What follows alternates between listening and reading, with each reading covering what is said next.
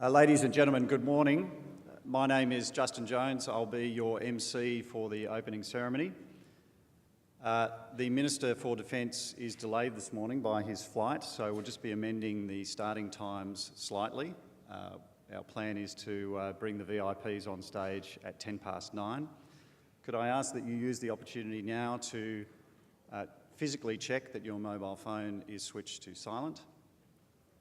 And I'd like to invite the staff from the Convention Centre on stage just to give a short OH&S and security brief.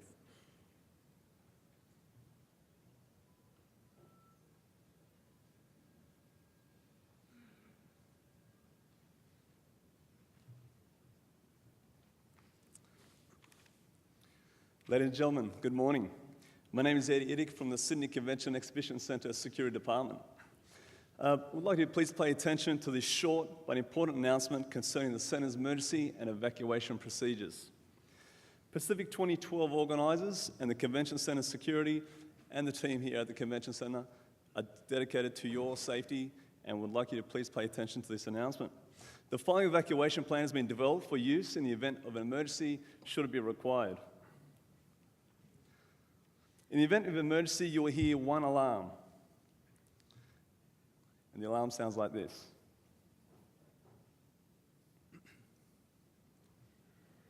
Stand by.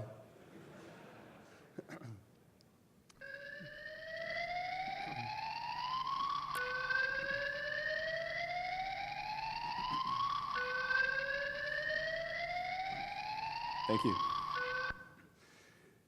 What we'll do, we'll get the diagram up for the Parkside Auditorium at the moment. Could we get that diagram, please? Now, this is the area you're all located in, the Parkside Auditorium. The diagram indicates your current location and the emergency exit doors, including all the firefighting equipment. As you can see, the green exit signs mark the exit points. They are mainly to the front and to the rear of the auditorium.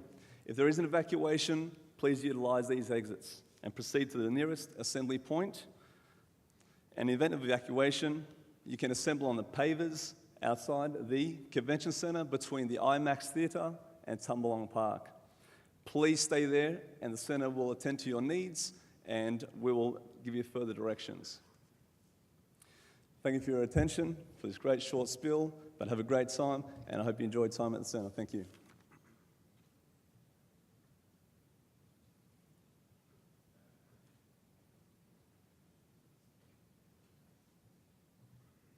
Thanks for your attention. Please relax in place while we await the arrival of the official party.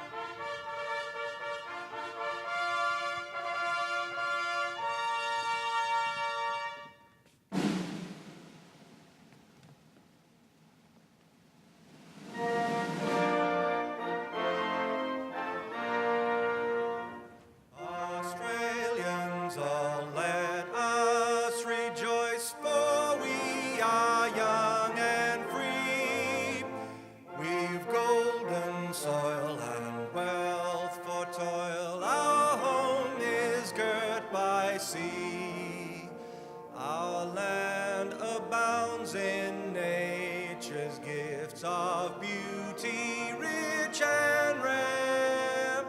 In history's page, let every stage advance Australia fair.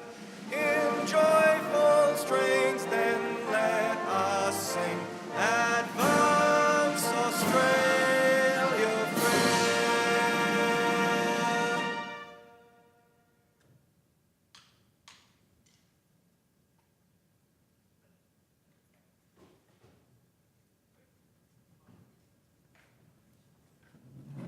Ladies and gentlemen, please be seated.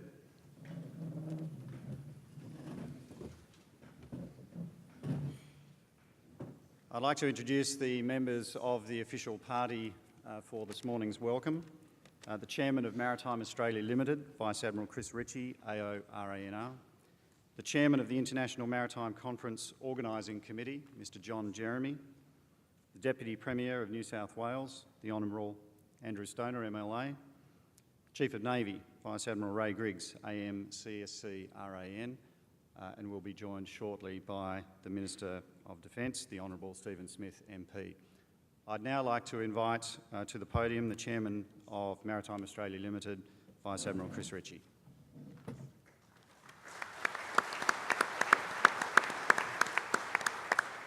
Thank you, Justin. Well, it's great to see so many people here. I don't know that I've ever seen this room full at a Pacific, but it is today. Our Minister, who will be with us shortly, Deputy Premier, Chief of Navy, Chiefs of Navy from around the world, distinguished guests, ladies and gentlemen. On behalf of Maritime Australia Limited, welcome to the Pacific 2012 International Maritime Exposition and Congress. We have a number of speakers this morning, so I won't say very much, but I do need to say a few words about Pacific from the operator's point of view, that is, from Maritime Australia's point of view. This is the 7th in the Pacific series, and we believe that we can confidently say that Pacific has now built a reputation as the essential forum for the commercial maritime and naval defence industries in Australia and the Asia Pacific. We back up that claim with the fact that this year's event has overtaken Pacific 2010's record 406 exhibitor participants. This year we've just topped it with 411 participating companies taking part in the exposition. And we're tracking to exceed the record from 2010 of 12,800 visitors, with trade visitors and conference delegates coming here to Darling Harbour from over 40 countries around the world. Maritime Australia is not alone in this, nor has it ever been.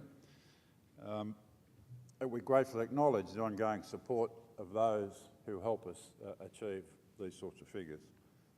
The Department of Defence, through the Royal Australian Navy, Defence Material Organisation, the Defence Scientific and Technological Organisation, and the Department of Innovation, Industry, Science, Research and Tertiary Education, the New South Wales Government, and our many faithful and long-standing corporate sponsors.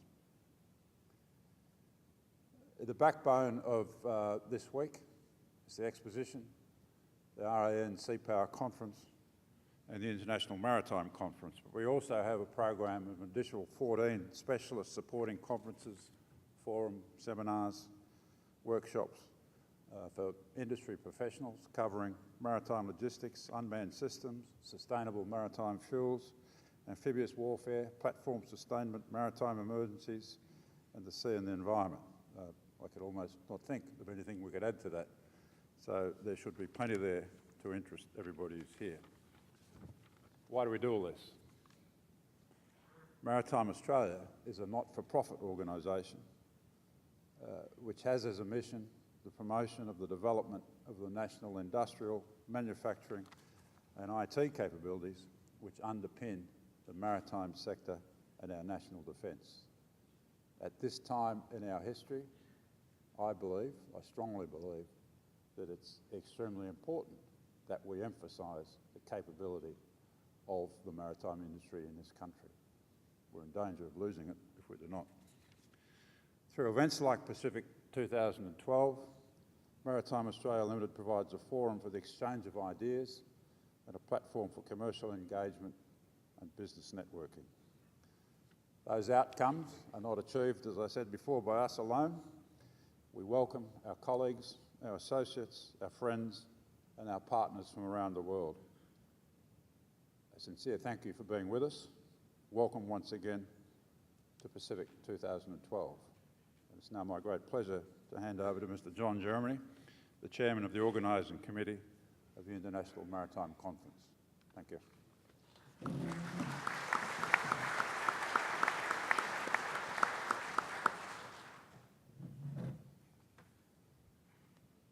The Honourable Andrew Stoner, Deputy Premier of New South Wales, Chief of Navy, distinguished guests one and all, ladies and gentlemen. On behalf of the organising institutions, the Royal Institution of Naval Architects, the Institute of Marine Engineering Science and Technology and Engineers Australia, I would like to welcome delegates to the Pacific 2012 International Maritime Conference and indeed everyone here today. The Pacific series of international maritime conferences have been held for 12 years now, and with the RANC Power Conference and the International Maritime Exposition, they are important events in the international calendar. The organisation of such conferences, like the IMC, is an important part of the role of the three professional institutions to arrange periodical meetings to discuss practical and scientific subjects relevant to their members' professional interests. As have all our conferences, this International Maritime Conference will be mainly looking forward to the challenges and opportunities of our time.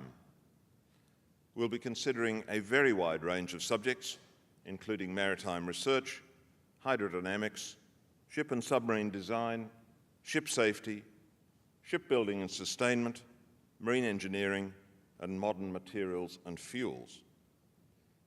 It is a most interesting and informative program, and I hope to see many of you in the conference sessions. As usual, one of the great satisfactions for the Organising Committee of the Pacific 2012 IMC has been the excellent working relationship we have enjoyed with Maritime Australia Limited and the Royal Australian Navy in organising this special event. We're also very grateful for the generous support of the IMC sponsors, which has been vital in helping to make this conference possible, and I extend to them the thanks of the organising institutions. Pacific 2012 will be a memorable event. There's much to see and do over the next few days, and finding the time to extract the maximum benefit will be quite a challenge for all of us. I wish all the delegates to the conference's success in meeting that challenge and a very rewarding few days here in Darling Harbour. And it's now my very great pleasure to introduce the Deputy Premier of New South Wales, the Honourable Andrew Stoner.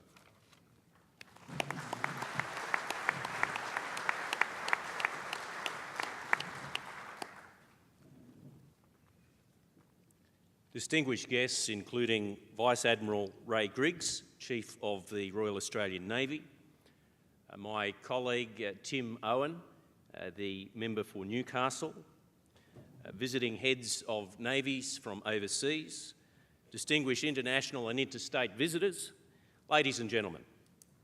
As Deputy Premier of New South Wales and the Minister for Trade and Investment, it's a real honour to welcome you to Sydney for the Pacific 2012 International Maritime Exhibition. The diverse range of uniforms in this auditorium demonstrates the high regard that Pacific 2012 is held amongst our international friends. The New South Wales Government is committed to growing this state's defence and maritime industry and building upon the significant capabilities that already reside here in New South Wales. We were delighted to recently announce that the former Chief of Army and Vice Chief of the Defence Force, Lieutenant General Ken Gillespie, will be working closely with the New South Wales Government to target new commercial opportunities for this state. Ken Gillespie, I know, is held in the highest regard among the defence community, and we look forward to achieving some great outcomes together this year. I'm also happy to inform you that at the welcome breakfast this morning, I announced that Thales Australia has committed to establishing a new headquarters here in Sydney. Supported by my department, New South Wales Trade and Investment, this commitment will see $10 million invested and some 500 jobs supported. While the company's significant maritime operations will continue at Garden Island, a new headquarters site has become an imperative. In this vein, I would urge other companies that may be considering expanding their business operations in Australia to look no further than New South Wales. The New South Wales Government strongly supports the ongoing presence of military bases and defence platforms in this state. Our submission to the Force Posture Review reinforced our strong desire for the AWDs and LHDs to be based at Garden Island. Sydney makes excellent business and strategic sense given the existing infrastructure, workforce and industrial capabilities resident in and around this great city. Garden Island remains a vital strategic facility for ship repair, maintenance and sustainment. And during your time here at Pacific 2012, I encourage you to visit the many New South Wales-based companies that are exhibiting on the trade floor. They offer a comprehensive range of capabilities to support your business and your operations. I encourage you all to take the time to visit the New South Wales stand in Hall 6 and find out how the New South Wales Government can also help your business prosper. We recognise the relative strengths of our local defence and maritime industries, but we're also conscious of the need to do more. Our state needs to further leverage its strong base in R&D to seize and maintain the initiative in areas such as robotics, engineering, ICT, electronics, surveillance and security. We understand the need to work hard to ensure the defence and maritime companies establish and expand their activities in New South Wales, and we're keen to engage with you to achieve this outcome. Can I just congratulate Ian Honorey and his team on their efforts in putting on another world-class event. I'd like to once again extend to you a very warm, and that's the operative word today, if anyone's been outside for a walk this morning, a warm welcome to our beautiful harbour city of Sydney. I wish you all the very best success at the Pacific 2012 International Maritime Exposition.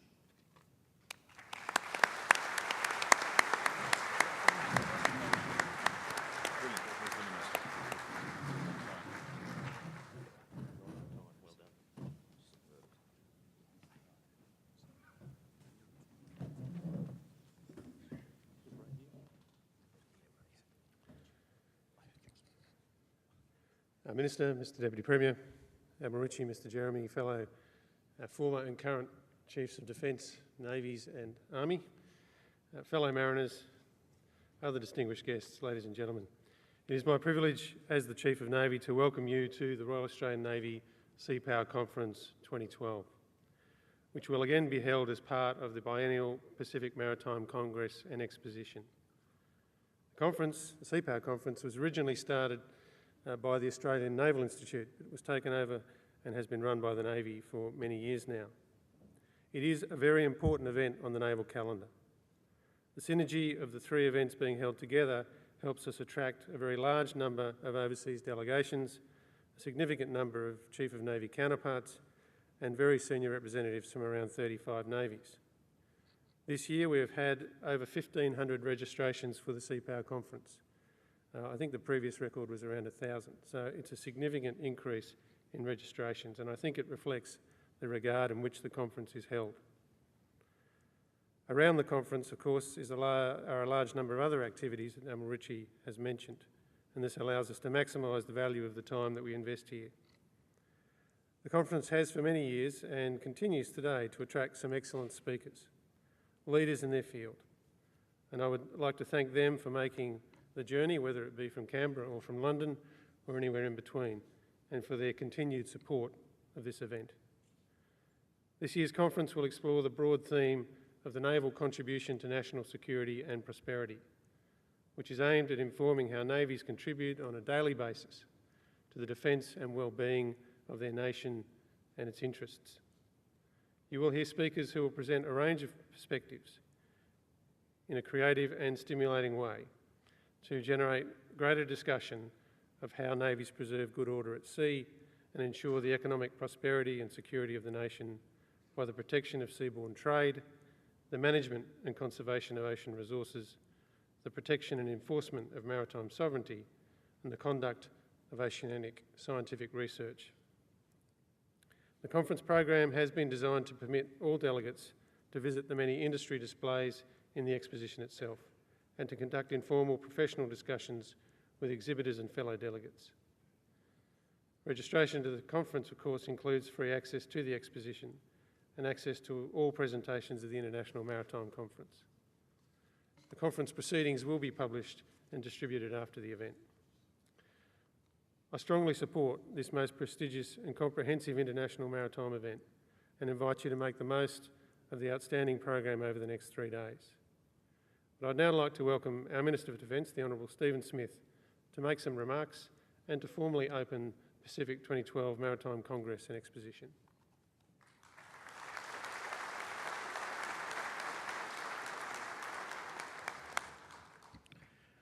Well, thanks very much, Ray, to you as the Chief of Navy. Can I also acknowledge Vice Admiral Chris Ritchie, Chairman of Maritime Australia Limited. Can I acknowledge my state parliamentary colleague, the Deputy Premier, Andrew Stoner, and the Chair of the International Maritime Conference Organising Committee, John Jeremy. Can I also acknowledge other visiting Chiefs of Navy, the Chief of Army who's also here, other retired service chiefs, distinguished guests, ladies and gentlemen.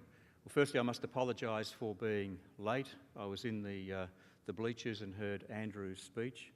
I never like to be late at a conference, but I assure you that at a Navy conference, the delay was entirely a matter of air and land transportation. And I've prepared a paper for presentation to the conference.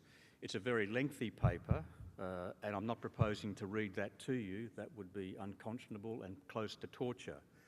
But I'll take you through the structure of the conference and then of the paper, and then read parts of it. It'll be made available to you. I wouldn't describe it as compulsory reading, but there is one piece of compulsory reading for Navy which I'll draw attention to in the course of my remarks. Firstly, can I say how pleased I am to be working closely with Ray Griggs, the Chief of Navy, as we confront a range of challenges and opportunity for Navy and Australia into the future. Can I warmly welcome again the 8 Chiefs of Navy from overseas participating in the Sea Power Conference, along with representatives from some 35 to 40 countries. This is now both a long-standing and a significant forum, and it's particularly relevant today, in my view, as maritime security moves to the forefront of strategic considerations in our region and beyond. And combined with the International Maritime Exposition, we've now got a unique forum where Navy and those interested in Navy, where maritime and defence industries and those interested in strategic matters can not just showcase their products but also showcase their ideas as part of this conference. I'm pleased that as a part of the conference, the Chief of Navy has made available 5 Royal Australian Navy ships for delegates' tours, including our newest amphibious heavy lift ship, HMAS Choules, 2 frigates, Sydney and Ballarat. They're all berthed at Fleet-based East or Garden Island, and we've also got 2 mine hunter coastals, Huon and Yarra, and they're berthed at Cockle Bay, and all delegates are welcome to go on those tours.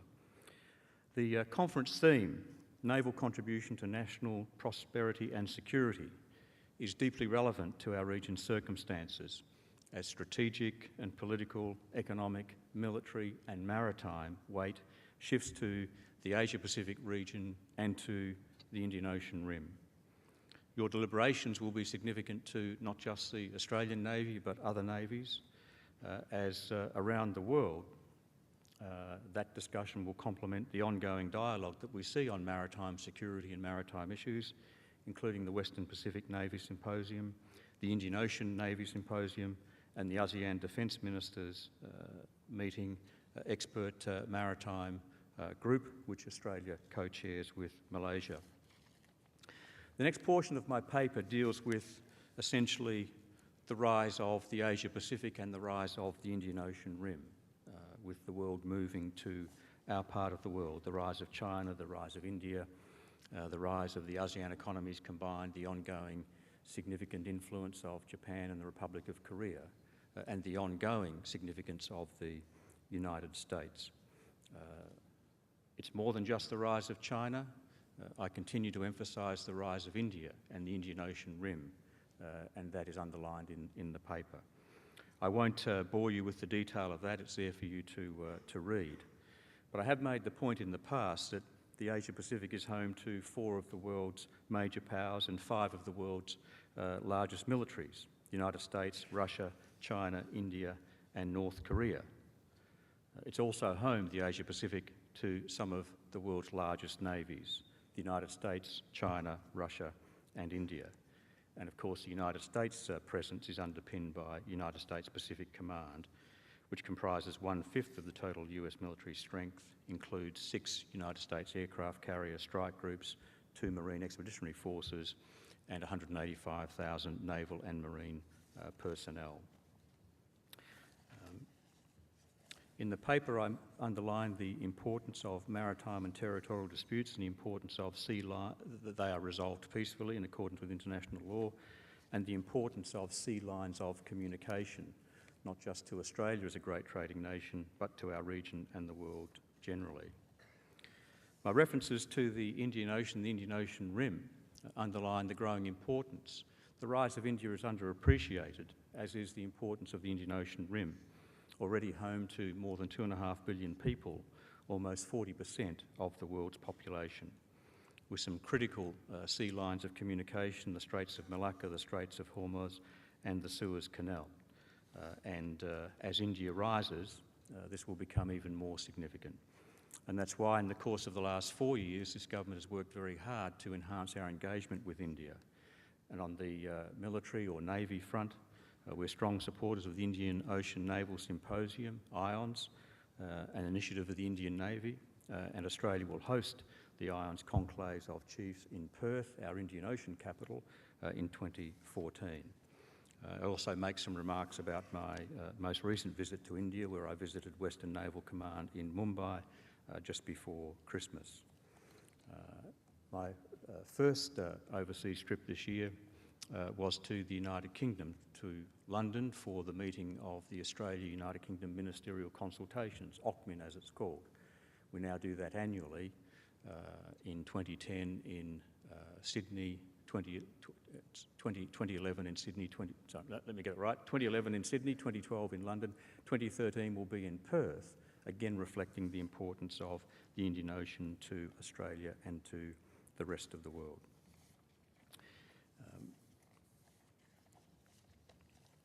The rest of my paper deals with the importance of Navy and some of the challenges that Navy faces.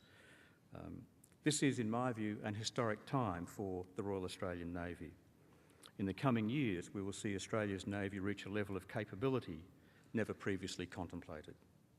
A strong, capable and versatile Navy able to undertake the full spectrum of operations is a key element of any maritime nation's strategic planning. The 2009 Defence White Paper included a significant focus on enhancing our maritime capabilities for the 21st century. Australia's amphibious capability recently received a major boost with the commissioning last month of HMAS Choules, named after former Chief Petty Officer Claude Choules. Choules weighs 16,000 tonnes and its cargo capacity has the equivalent of the Manoora, Kanimbla and Tobruk combined. Its flight deck has room for 2 helicopters and can also carry around 150 light trucks and 350 troops. Later this year, the hull of the first landing helicopter dock, the LHD, will arrive in Melbourne. The LHDs will be the largest ships Navy has ever had. Each ship is capable of carrying a combined armed battle group of more than 1,100 personnel, 100 armoured vehicles and 12 helicopters, as well as a 40-bed hospital. The introduction into service of these 2 ships, the LHDs, will mark a significant change in the way in which the Australian Defence Force, the ADF, deploys its land forces and conducts amphibious operations. So the combined capacity of Choules and the two LHDs will transform our maritime capability. The conduct of amphibious operations will be further strengthened through the implementation of Plan Bereshiba, a major restructure of the Australian Army announced in December by me and the Chief of Army, who's here today. Plan Bereshiba will ensure that Army is able to respond effectively to future challenges, including humanitarian assistance and disaster relief and other operations. It includes the dedication of the 2nd Battalion, Royal Australian Regiment, to form the core of Army's contribution to a future amphibious force capable of conducting humanitarian and disaster relief and other operations, particularly to our immediate region. Army is working closely with the Navy to enhance amphibious interoperability, in particular in operations with the LHD, HMAS Choules and other amphibious platforms. The fact that the Chief of Army is here today at a Navy conference reflects that growing interoperability and the growing importance of the ship-to-shore capability and the amphibious capability we are embarking upon. In addition to that capability, the Air Warfare Destroyer project is the most complex naval ship construction program ever undertaken in Australia. When complete, the Air Warfare Destroyer will be one of the most capable types of warships of its size in the world. The 3 ships will provide advanced air defence against missiles and aircraft for self-protection, as well as for other ships and land forces and coastal areas. My paper also goes through the advantage of the purchase that we've recently announced of the Romeo Navy helicopters and the transformation of our Anzac frigates with an advanced anti-ship missile defence system. My paper also deals with our commitment for 12 new future submarines as part of our 2009 White Paper to be assembled in South Australia over the coming 3 decades. This project will be the largest and most complex defence project ever undertaken by Australia. Indeed, it'll be the largest, single biggest project undertaken by the Commonwealth in any category. The project is a major national undertaking and is of a scale, complexity and duration never before experienced within defence. Options for a future submarine range from a fully proven military off-the-shelf design through to a completely new submarine. All options are being considered, other than nuclear propulsion, which the government has ruled out. And I've made the point over the recent period that we are engaging in an exhaustive consideration of all of these matters before embarking on the project. I expect in the course of the first quarter of this year, I'll take the first of a number of submissions to my Cabinet colleagues. I've also made the point, and this is enlivened by our experience with the maintenance and sustainment of the Collins-class submarines, that our experience on defence capability and procurement shows that 80% of our difficulties are caused in the first 20% of a project. If we're going to embark upon the single biggest project the Commonwealth has ever seen, we're going to get it right from the start. And that includes the lessons learned from maintenance and sustainment of the Collins-class submarines. And in that respect, I recently commissioned John Coles from the United Kingdom to effect a review of our maintenance and sustainment of the Collins. The first phase of the Coles review was released by me and the Chief of Navy in December, and we're expecting the second phase of that review in the course of the first half of this year. The paper details not just the Coles review, but also the Rizzo review into our amphibious capability, and makes the point that the lessons learned from our amphibious capability difficulty, the lessons learned from Collins maintenance and sustainment, have to be incorporated not just into our planning and thinking for our future submarines, but also into our other naval maintenance and sustainment areas.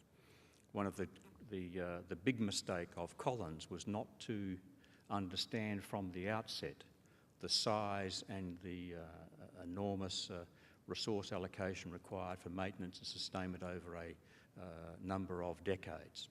We will not make the same mistake so far as the future submarine is concerned. The remainder of my paper deals with force posture in 2 respects. Firstly, our work with the United States on global force posture review, where we announced in the course of President Obama's visit in November a rotational Marine Task Force group presence in the Northern Territory for training, and also greater use of Northern Territory airfields for United States access for aircraft. Those have been detailed. The relevance to the United States Force Posture Review so far as Navy is concerned, I think, is twofold. Firstly, the training and exercise with the United States Marines will be an important opportunity for both Army and Navy to build and refine its amphibious capabilities as the LHDs come online. Secondly, one of the areas of further joint work between Australia and the United States on the United States Global Force Posture Review is, in the future, increased access by the United States Navy of our Fleet Base West, or HMAS Sterling, our Indian Ocean fleet base, again reflecting the rise of the importance of the Indian Ocean and the Indian Ocean Rim. More importantly, in some respects, is the Australian Defence Force Posture Review, which I initiated in July of last year. It is essential that the Australian Defence Force is correctly geographically positioned to meet future security and strategic challenges. That's why I announced the Force Posture Review last year. The review is addressing the range of present and emerging global, regional and national security and strategic factors which require careful consideration for the future. These strategic and security factors include the rise of the Asia-Pacific as a region of global significance, the rise of the Indian Ocean Rim as a region of global strategic significance, the growth of military power projection capabilities of countries in the Asia-Pacific, the growing need for the provision of humanitarian assistance and disaster relief following extreme events in the Asia-Pacific, and energy security and security issues associated with expanding offshore resource exploitation in our northwest and northern approaches. That point, I think, is best reflected by the fact that a Defence Force Posture Progress Report, which I released yesterday, was on the front page of only one paper today. That's not said by way of complaint or criticism, it's just said by way of observation. The one paper which did run it on the front page was the Financial Review, reflecting the importance of that growing energy resource belt to the northwest, the north and the northeast of Australia. The Force Posture Review, and I'm expecting the final report by the end of March this year, it's of course being conducted by Alan Hawke and Rick Smith, two former Secretaries of Defence, will feed into the 2014 Defence White Paper process. The last time we did something of this significance was in the 1980s when Professor Dibb and Robert Cooksey did some work for one of my predecessors, Kim Beazley, that informed the 1987 White Paper and its outcomes. Those reviews resulted in the establishment of some of our so-called bear bases, RAF Sherga in Queensland, for example, and most importantly, saw the move of some of our naval assets and submarines to HMAS Sterling in Western Australia. The need for a posture review is driven by our strategic circumstances. Our strategic interests are overwhelmingly positioned to the north, the northwest and the northeast, and to the Indian Ocean Rim. A Brisbane line disposition of Navy, Army or Air Force assets does not reflect the modern reality of where the Australian Defence Force must operate, whether for military operations or humanitarian assistance and disaster relief or other contingencies. It's essential to consider whether the ADF is appropriately geographically positioned to respond in a timely way to Australia's strategic and security demands. As I've indicated, the expert panel's progress report was released yesterday. And whilst my own paper today I don't regard as essential or compulsory reading, I do very much regard the progress report published yesterday as essential and compulsory reading for Navy and anyone interested in Navy. The progress report offers a range of thoughts and options on how the ADF could be better geographically positioned to respond in a timely way to our modern strategic and security demands. The progress report points to the Asia-Pacific century as reinforcing the need for a force posture that can support operations in Australia's northern and western approaches, as well as operations with our partners in the wider Asia-Pacific and the Indian Ocean Rim. The progress report points to expanding maritime capabilities as significantly influencing Australia's future force posture. Joint amphibious capabilities envisaged as having a transformational effect on Navy, Army and the ADF generally, driving force posture considerations. The The review panel examines possible basing options in the north and northwest of Australia and the possibility of arrangements that enhance access to commercial ports. The review panel also highlights the potential for greater wharf capability and support facilities at HMAS Stirling to support major surface combatant capability and operations. And the review panel also lists as a possibility the establishment of a second Eastern Coast Navy base and suggests the possibility of Brisbane. It's worthwhile, I think, just drawing attention to some of the detail of the progress report released yesterday. In their covering letter to me, enclosing the progress report, Mr. Hawke and Mr. Smith said, and I quote, "In our view, Navy faces the greatest challenges in accommodating the practical and conceptual changes required." I very strongly agree with that. Navy does face the greatest challenges, followed by Air Force and then by Army. And the review's expert panel is right. It's a challenge in accommodating the practical, it's a challenge in accommodating the conceptual. And if you look at the preliminary conclusions at Attachment C or Attachment C, Appendix 1, the review panel's preliminary conclusions, and I won't go through all of them, but they are well worth having a look at. And the most relevant ones are preliminary conclusions 5, 10, 15 through to 19, and 34 and 35. And I'll refer to some of them. While permanent Navy bases in the northwest are not operationally necessary, there is a case for Defence to pursue improved access arrangements at commercial ports such as Exmouth, Dampier, Port Hedland and Broome. Another, Defence to increase the prominence of Fleet Base West Command and upgrade the current rank level of Commanding Officer HMAS Stirling from Captain to Commodore in view of the prominence of the ADF and Navy presence in Western Australia and the increasing importance of the Indian Ocean and the need to support whole-of-government international engagement efforts. Defence to proceed with its plan to home port the air warfare destroyers and LHDs at Fleet Base East. That'll be music to Andrew's ears. In the short term, but also develop additional options as set out below. So Fleet Base East in the short term, but also to develop additional options as set out below.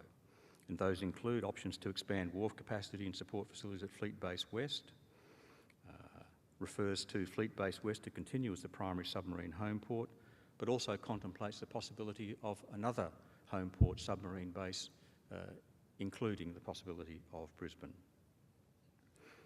Defence to also plan to expand the capacity of bases at Darwin and Cairns.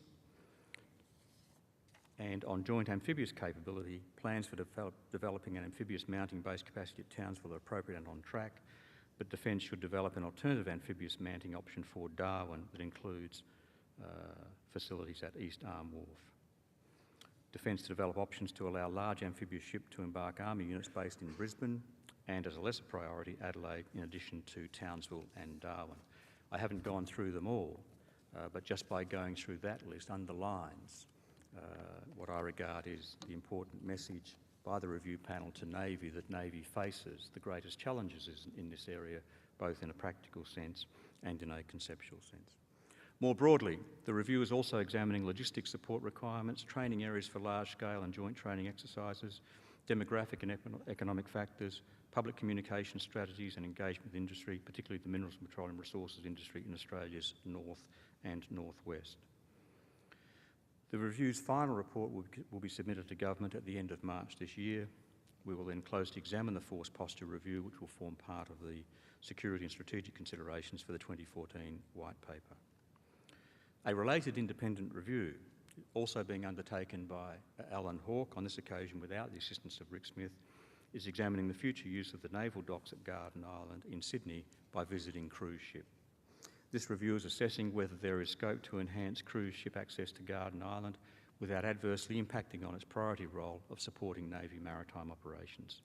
The review will focus on the opportunities for greater civil-military cooperation in the use of finite berthing resources for very large vessels in Sydney.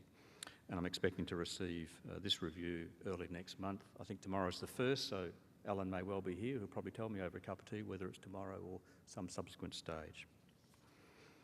My paper concludes, in a sense, where I started. The Asia-Pacific region is a region of strategic flux. The changes in our immediate region, including the Indian Ocean Rim, present a number of strategic challenges for Australia, but also enormous opportunities in the years ahead. These are challenges not just for our nation, but for our Navy. Australia sees the continued and enhanced presence of the United States as fundamental to ensuring the continuation of the security and stability in our region that has underpinned the economic growth and prosperity in the post-World War II period. Australia will continue to play a role in ensuring the security and stability of the region, including with our alliance partner, the United States. Fundamental to this is the need to have strong, modern and capable naval and maritime capabilities, able to respond to the full range of challenges ahead. As we look to the future, it is vital that we heed the hard lessons learnt in the past years and prepare for the future.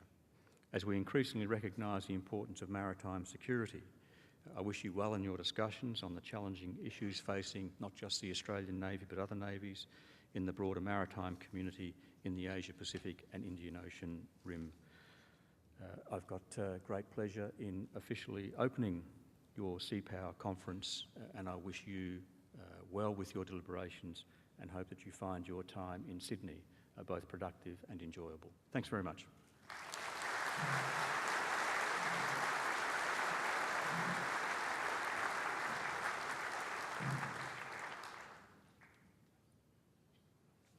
Ladies and gentlemen, that completes the opening ceremony. I'd ask that you please remain seated for the departure of the official party and allow the VIPs in the front seating also free access to depart on the ground floor.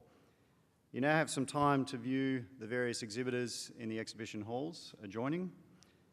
Morning tea will be served in the exhibition halls at 10:30, and we look forward to seeing you back here at 11 o'clock for the first session, which comprises the keynote speakers. Thank you very much.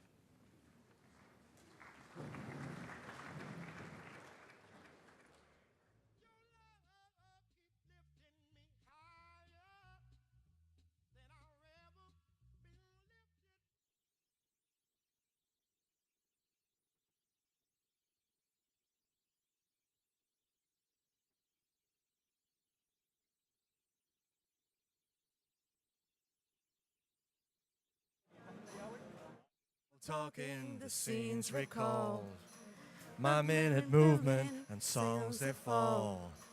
By the backing tape, that certain texture, that certain smell. To lie in sweat on familiar sheets, in brick veneer on finance beds, in a room of silent heartedplex. That certain texture, that certain smell brings home the heavy days, brings home the nighttime swell. Out on the patio we sit, and the humidity we breathe. We watch the lightning crack over cane fields, laugh and think, this is Australia. It's a great southern land. Standing at the limit of an endless ocean, stranded like a runaway lost at sea. City on a rainy day down in the harbor, watching as the gray clouds shadow the bay. I'm looking everywhere 'cause I had to find you. This is not the way that I remember it here. Anyone can tell you it's a prisoner island, hidden in the summer for 1,000,000 years. Great southern land.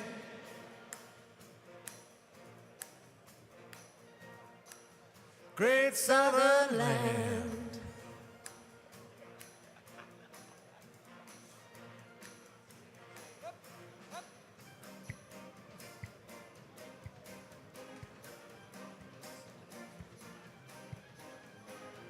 Traveling in a fried-out combi on a hippie trailhead full of zombies. I met a strange lady, she made me nervous. She took me in and made me breakfast. She said, do you come from a land down under? Women go and men plunder. Can you hear the thunder? You better run, you better take cover.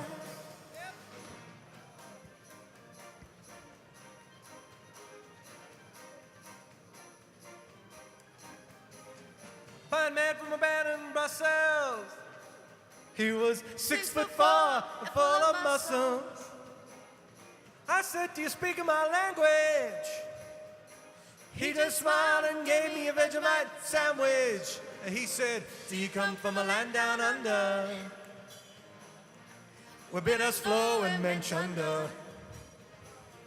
Can you hear the thunder? You better run, you better take cover. Living in a land down under, where bitters flow and men chunder. Can you hear the thunder? You better run, you better take cover.